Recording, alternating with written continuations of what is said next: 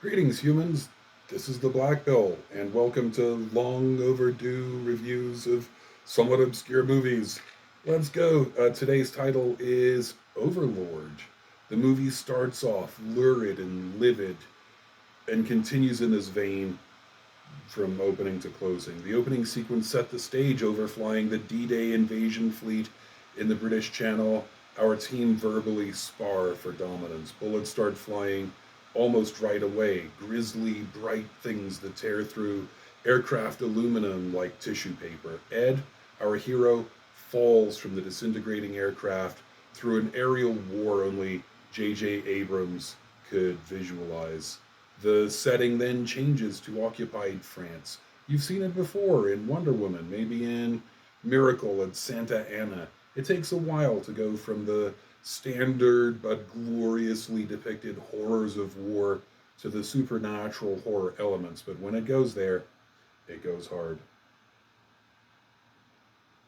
There's not much super unique going on here. There have been 100 horror movies set around Hitler's obsession with occultism. The others mainly don't rise to this level of cinematography. If anything, it's a little derivative of Wonder Woman. You'll notice some unrealism. Most of the bullets fired in this war didn't leave red chemtrails behind them.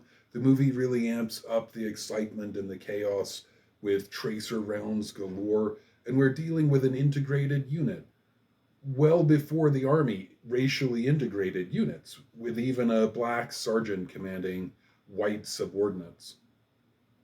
A problem with telling war stories is you end up sacrificing diversity to realism. I faced this struggle writing The Worst of Us a few years ago. A Vietnam War story ought not to have any female soldiers in the field. I decided that a supernatural horror story could tolerate some bending of the rules of history, though, and the producers of Overlord seem to have made a similar choice. They didn't include any women. I think that's a mistake. They only racially integrated the unit, which is at least a step. Dude, my philosophy is if you don't draw the line at zombies, then drawing it at integrated units seems a mite racist. Uh, Moreover, the weapons fire and most of the scenario requires certain work to suspend disbelief. Um, Anyway, so when a fantasy director or author leaves out all the black people citing historical accuracy, then you know that the fantasy world they're fantasizing about is one without any black people in it. So I mean, kudos to the team at least taking it this far. Well done. This movie was fun with its own shocking moments, plenty of gore, enough action to keep you hopping. It's nothing unique, so don't go in expecting literary fiction.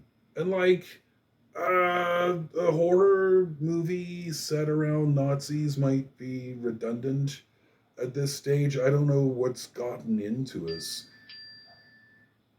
I don't know what's gotten into us that by the the 2000s certainly um, the war itself is not sufficiently visceral, and we have to throw in supernatural horror. Like, how weak is your story that you need the backdrop of Nazis to be sufficiently tense? This is the genius really of Get Out and Jordan Peele, that the horror comes from the utter banality of the setting.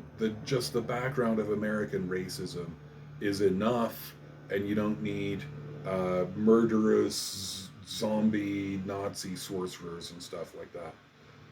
Two, also, don't get fooled into thinking that Hitler was especially monstrous. The Nazis were not willless, soulless cadavers run by a few evil geniuses.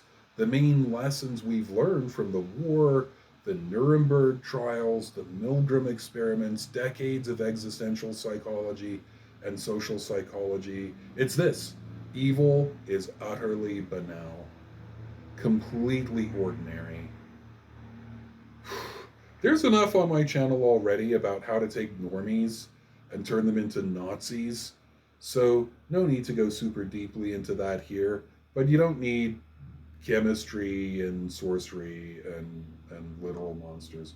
But this movie's a fun enough romp. Is what you want is military hardware versus occult monsters. Okay, Black Pill out.